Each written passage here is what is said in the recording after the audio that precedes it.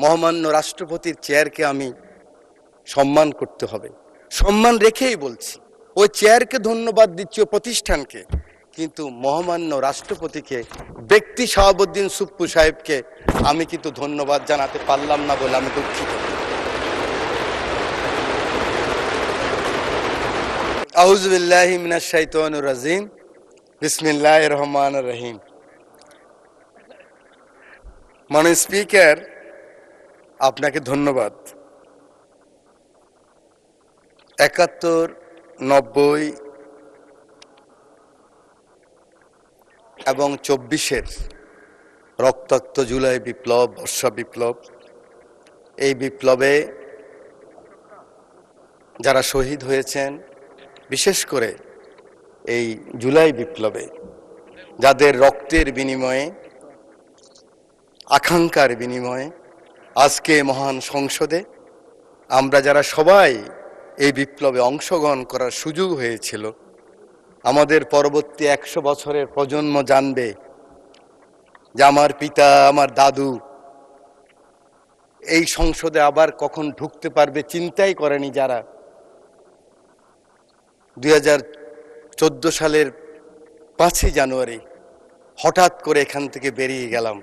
আমার পাশে আমার অনেক বন্ধু সেদিন এই সংসদে ছিল। ওরা বলতে পারবে এরকম একটি বিপ্লবের মাধ্যমে, যেখানে এই সংসদ ভবনের লুকিয়ে আছে শুনে প্রত্যেকটি রুম ভেঙে ফেলেছে, কোটি কোটি অর্থ টাকা এই সংসদ ভবনে পেয়েছে, গণভবনের ইট নিয়ে গিয়েছে। এটা বিএনপির লোকেরা নেয় নাই, জামাতের লোকেরা নেয় নাই, এটা ফাইয়াজের মারা নেন নাই, আকরামের মারা নেন নাই, আবু সাইদের আম্মা নেন নাই। এটা বাংলাদেশের রিকশাওয়ালা, শ্রমিক, জনতা সকলে ক্ষোভের বহিঃপ্রকাশ ছিল সেদিনকার সেই সমাপনী আন্দোলন। সেই সমস্ত শহীদদের আত্মার মাগফিরাত কামনা করছি। আল্লাহ যেন তাদেরকে বেহেশতের সর্বোচ্চ মাকাম দান করেন। মাননীয় স্পিকার, শহীদ মোহাম্মদ শামীম, শহীদ মোহাম্মদ সবুজ, শহীদ মোহাম্মদ হাসান, শহীদ মোহাম্মদ মাজারুল ইসলাম, মোহাম্মদ ফেরদাউস শহীদ যুবদল নেতা, আরিফ ছাত্রদল নেতা, আপনারা হঠাৎ করে মনে করছেন এই নামগুলি কোত্থেকে আসলো? অজপাড় গাঁয়ের, মেঘনাপাড়ের। আমার পাশে বসা আছে আমার মাননীয় সংসদ সদস্য, আজকের পানি সম্পদ মন্ত্রী আবুল খায়ের ভূঁইয়া সাহেব, আমাদের অঞ্চলের। এরা শহীদ হয়েছে জুলাই বিপ্লবে।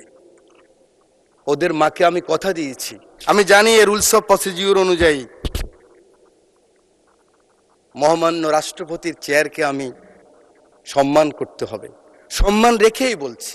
ওই চেয়ারকে ধন্যবাদ দিচ্ছি, ওই প্রতিষ্ঠানকে, কিন্তু মহামান্য রাষ্ট্রপতিকে, ব্যক্তি শাহাবুদ্দিন সুপ্পু সাহেবকে আমি কিন্তু ধন্যবাদ জানাতে পারলাম না বলে আমি দুঃখিত।